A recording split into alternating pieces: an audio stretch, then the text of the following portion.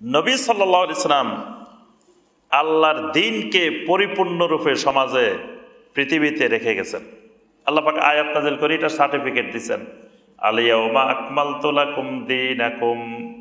বলছেন না আল্লাহ পাক আরাফার ময়দানে 10 হিজরির 9 জিলহজ তারিখে আল্লাহ পাক আয়াত নাযিল করে বলে দিয়েছেন যে আমি আজকে তোমাদের জন্য তোমাদের দ্বীনকে পরিপূর্ণ করলাম। এখন কেউ যদি বলে যে না, আসলে নবী সাল্লাল্লাহু আলাইহি ওয়াসাল্লামের সময় দ্বীন পরিপূর্ণ হয় নাই, আরো কিছু বাকি ছিল, নবী সাল্লাল্লাহু আলাইহি ওয়াসাল্লামের মনে ছিল না, পরে আমাদের বুজুর্গদেরকে নবী সাল্লাল্লাহু আলাইহি ওয়াসাল্লাম স্বপ্নে দেখাইছেন, দেখাই সেগুলো বলে দিছেন কুফর। নবী সাল্লাল্লাহু আলাইহি ওয়াসাল্লামের রিসালাতের উপরে অস্বীকৃতি, যেন সে কাফের হয়ে গেছে, তার ঈমান চলে গেছে। কারণ নবী সাল্লাল্লাহু আলাইহি ওয়াসাল্লাম শরীয়তের দ্বীনের এমন কিছু বাকি রেখে যান নাই যেটা তিনি দুনিয়া থেকে যাওয়ার পরে আরেকজনের স্বপ্নে দেখাই বলবেন। এই জন্য স্বপ্ন যোগে যদি কেউ এমন কোন নির্দেশ দেয়, স্বয়ং নবী সাল্লাল্লাহু আলাইহি ওয়াসাল্লাম যদি আসে আমাকে আপনাকে বলে, এই মিয়া তুমি কালকে থেকে এটা আমল করবা, আমি নবী বলতেছি, আমি রাসূল বলতেছি, কিন্তু এটা নবী সাল্লাল্লাহু আলাইহি ওয়াসাল্লামের জীবদ্দশায় বলেন নাই বা এটা সুন্নতের মধ্যে নাই, এটা আমল করা যাবে না।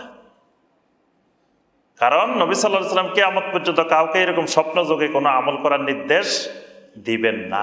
যদি দে, বুঝতে হবে এটা শয়তানে দিছে, এটা নবী সাল্লাল্লাহু আলাইহি ওয়াসাল্লাম দেন না। অনেকে স্বপ্ন যোগে অনেক কিছু পায় না, এগুলো শয়তান দেয়।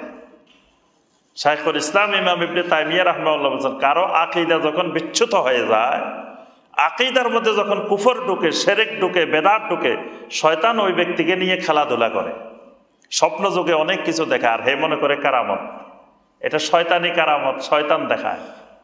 তারপর রাস্তা দিয়ে সে হাঁটতেছে, শয়তান পিছন থেকে হঠাৎ করে আওয়াজ দেয়, কয় গায়েবী আওয়াজ হয়েছে। তারপরে কবরের মধ্যে শয়তান ঢুকে বসে থাকে, বসে কবরের থেকে কথা বলে, কয় দেখো কত বড় কারামত যে কবরের থেকে কথা বলতেছে হুজুরের সাথে।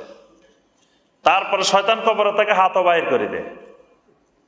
শাইখুল ইসলাম ইমাম ইবনে তাইমিয়া রাহিমাহুল্লাহ বলেছেন, কেউ যখন আকীদা থেকে বিচ্যুত হয় তখন শয়তান তারে খেলার পাত্র মনে করে, তার সাথে এইসব খেলাধুলা করে শয়তান, আর হেও খুশি, হে মনে করে আমার কারামত জাহির হইতেছে।